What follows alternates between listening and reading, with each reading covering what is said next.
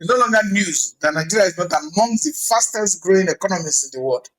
In data released by African Development Bank, you could see that out of those fastest growing economy in the world, Africa has 11 on the list. And you have countries like Cote d'Ivoire, Kenya, Rwanda, and all the others on the list. But Nigeria is not on the list because the model and the economic policies of this government has actually not gone direct towards proper putting infrastructure in place that will encourage investors to come. No country globetrotters around the world in trying to seek interest for investors to come when you know that your security architecture is not working, it's not protecting lives and property, that your infrastructure decay, you are not putting enough resources and enough investment to be able to revamp and put infrastructure in place so that the movement of goods and services will be at ease.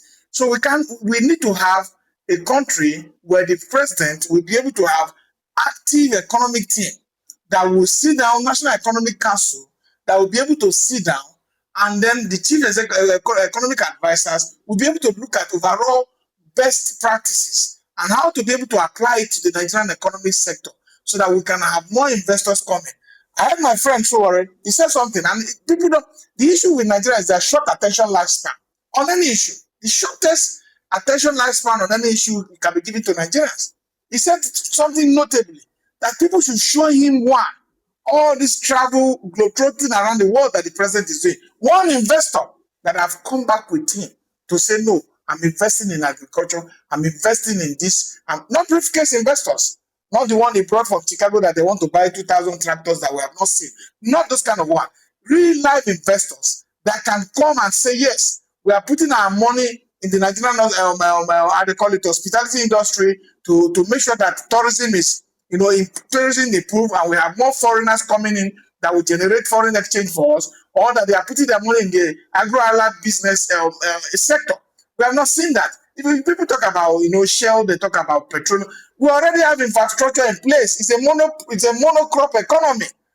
That is our feeding bottle. That is our the way we share commonwealth. We don't do anything.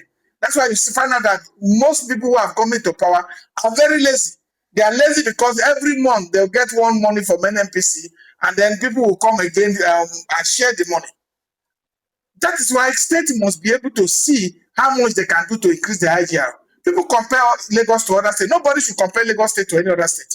Most of the port authority are in Lagos. Lagos controls 52% of our nation's economy. The Federal Capital Territory was in Lagos, and those infrastructures have been built to be able to, for Lagos to have, built upon that. Lagos is not doing as it should do, comparable with other, capitals that find themselves in the same position with Lagos and with the same opportunities, the coastal line and coastal line around Lagos and all the opportunities that surrounding Lagos. You cannot have that kind of the city that will not be the talk of town, because generally Nigeria has issue. Nigeria has security issue that most people, investors are afraid. They don't get to understand that Abuja is safe. That's not how you determine security issue. Last time in Brunu, another place of the north, contractors who are doing construction of road, most of them were killed. And some other contractors and other construction workers were kidnapped. So we need to be able to solve our security, as stated in the Constitution, is the primary purpose of governance. Because when you have security, you have security of lives and property, you have prosperity, because when there's security, peace, business, and movement will be free. People will not be afraid to move from Lokoja to Abuja, from Itobe to Enugu. People will not be afraid.